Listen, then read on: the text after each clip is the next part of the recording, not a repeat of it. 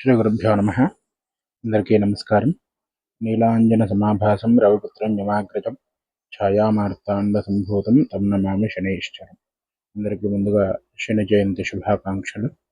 అయితే ఈ యొక్క శని జయంతి చాలా విశేషంగా మనకి ఈ సంవత్సరం రావడం జరిగింది. సహజంగా శని జయంతి రోజున అమావాస్య రావడం చాలా విశేషమైనటువంటిది.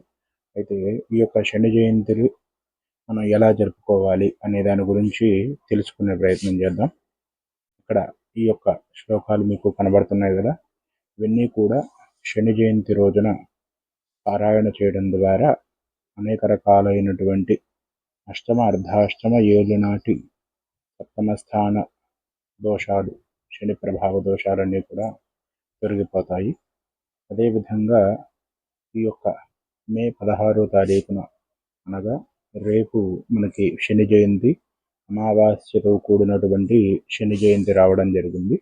అయితే ఈ యొక్క శని జయంతి రోజున శని భగవానుడి ప్రీతిగా మనం ఈ యొక్క శ్లోకాలు పారాయణ చేయడము, అదేవిధంగా మనం మన యొక్క జీవితంలో ఎన్నో రకాలైనటువంటి ఇబ్బందులు పడుతూ ఉంటాం.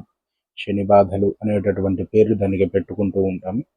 అయితే ఈ యొక్క శని బాధలన్నీ కూడా నివృత్తి చెందాలి అంటే ఈ యొక్క శని జయంతి రోజున విశేషంగా ప్రదోషకాల సమయంలో పరమేశ్వరుణ్ణి నువ్వుల నూనెతో ఆరాధన చేయడం ద్వారా చాలా విశేషమైనటువంటి ఫలితాలు ఉంటాయి.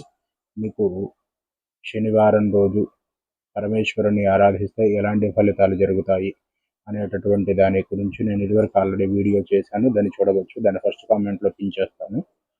అదేవిధంగా ఈ యొక్క శనివారం అమావాస్యతో కూడినటువంటి శనివారం రోజున ప్రదోషకాల సమయంలో పరమేశ్వరుణ్ణి ఆరాధన అర్చన చేయడం, నువ్వుల నూనెతో అభిషేకం చేయడం, నువ్వుల నూనెతో దీపారాధన చేయడం, నల్ల నువ్వులు నల్లటి వస్త్రాన్ని శని ప్రీతిగా బ్రాహ్మడికి దానం చేయడము, అదేవిధంగా చిమ్మిరి ఉండ శనికి నైవేద్యం పెట్టడం, శనికి తైలాభిషేకం చేయించుకోవడం, ఇవన్నీ కూడా ఎంతో విశేషమైనటువంటి ఫలితాలు కలిగే అవకాశం ఉంటుంది.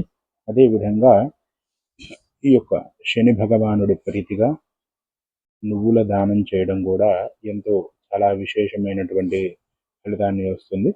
అదేవిధంగా ఈ యొక్క శని జయంతి రోజున శని భగవానుడికి ప్రీతిగా విశేషమైనటువంటి శ్లోకాలు అవన్నీ కూడా మనకు అందుబాటులో ఉన్నాయి.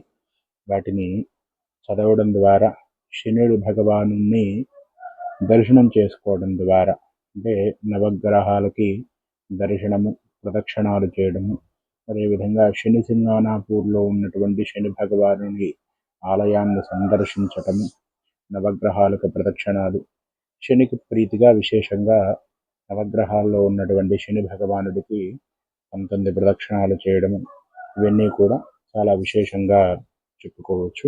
అదేవిధంగా ఈ యొక్క శని జయంతి రోజున అమావాస్య రావడం ఎన్నో సంవత్సరాల తర్వాత ఈ విధంగా వస్తుంది.